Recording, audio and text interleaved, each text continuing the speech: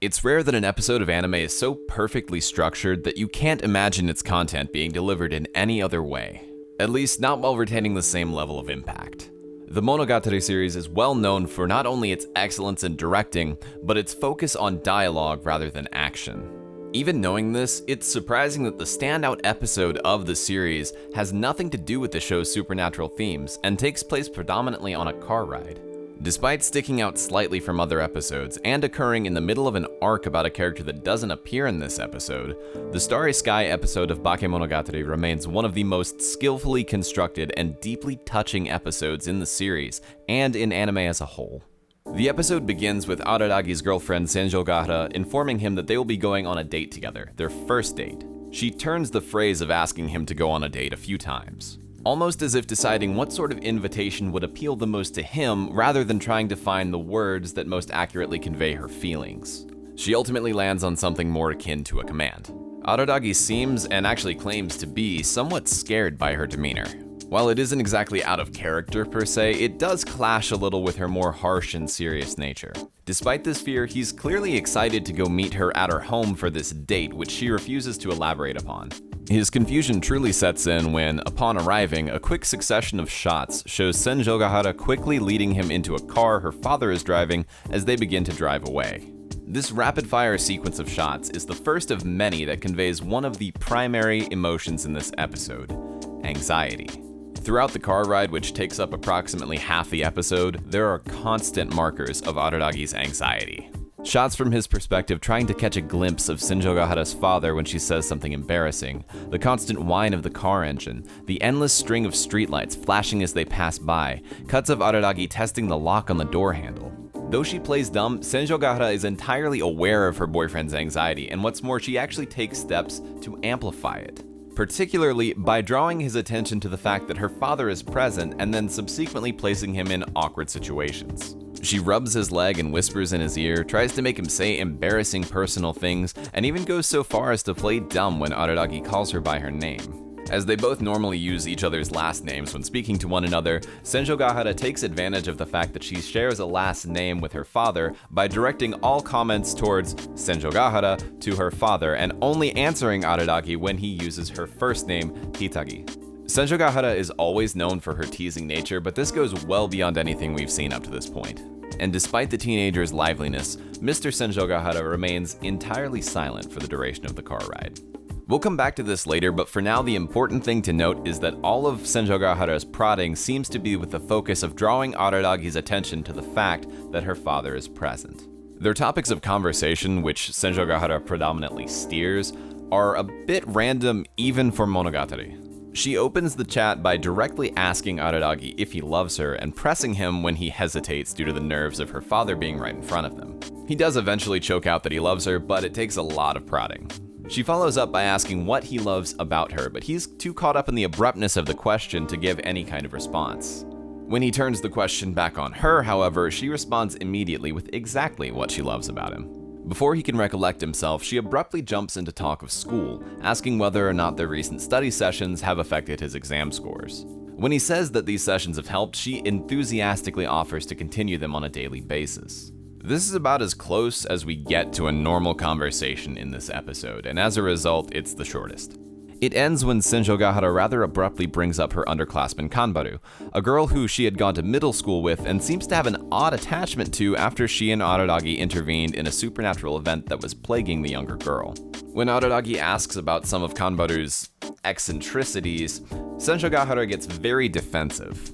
Granted, she does this in her typical way, by taking the opportunity to fluster her boyfriend and deflect, but it is still the closest we get to seeing her get heated about something this episode. When the vehicle finally arrives at its still unknown destination, Senjougahara leaves to prepare and encourages Araragi to chat with her father.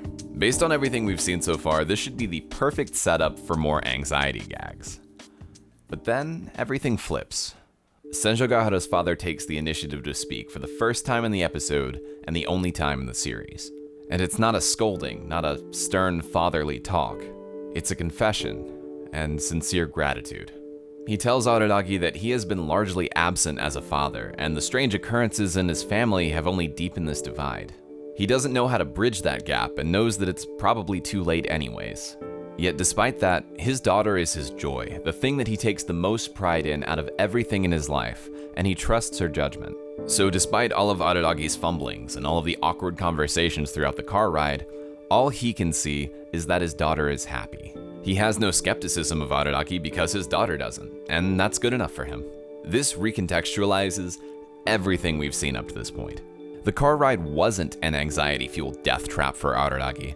It was a father looking on happily as his daughter has fun with her boyfriend, even though he doesn't know how to show that happiness. When Senjougahara finally returns to take Araragi out of the car, she thanks her father, and he doesn't respond. He is able to speak more freely with Araragi than with Senjougahara, and this is the only time that he speaks in the series. After a short walk through the woods, Senjougahara finally reveals their destination, a blanket set out beneath the stars. It was a place she visited with her parents when her mother was still around, the last happy memory that she had before Araragi. She points out the stars by name, dropping her playful and sarcastic nature. She shares this moment with him without pretense. And when she finishes naming the stars, she tells him that this is everything she has, everything she can offer him. The ability to help him study, her younger classmate Kanbaru, her gruff father, and this starry sky. And suddenly, the disjointed nature of the car ride conversation clicks into place. The seemingly random conversation topics that she came up with in the car were actually her listing all of the things that were most precious to her in the world, the things that she wanted to share with Araragi. And despite the fact that her father couldn't or wouldn't join in on the conversation, she still wanted to make sure Araragi knew that he was there because it was important to her. So unlike Senjougahara's antics throughout the rest of the season, her goal was never to make Araragi uncomfortable here. She was just trying to share her world with him in the only way that she knows how. It is a near perfect 180, a puzzle that doesn't quite work out until you get that last little piece at the end of the episode. And to solidify this, it ends back where it began. Senjougahara repeats her question to Araragi, asking what he loves about her. This time, he answers clearly and without hesitation, and she responds in turn. Then, like at the beginning of the episode, she goes through the same turning of phrase that she used to ask him on a date, to ask him to kiss her. This time, however, instead of turning the phrase to find the wording most desirable to Araragi, she's trying to find the wording that is most accurate to her emotions, solidifying that we are witnessing Senjougahara bare her soul in the most open way we've seen up to this point. What makes this episode so brilliant, aside from the fact that it recontextualizes itself entirely by the end, is that it shows the flexibility of the Monogatari formula.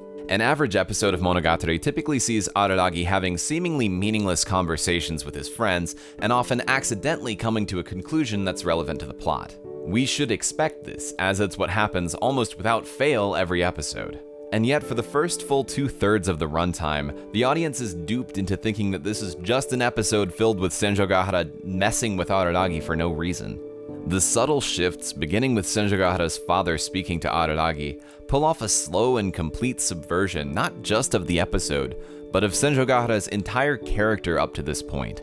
Yet despite this, it functions as an entirely self-contained entity. You could watch 0 episodes of Monogatari and still understand the impact of what is on display here.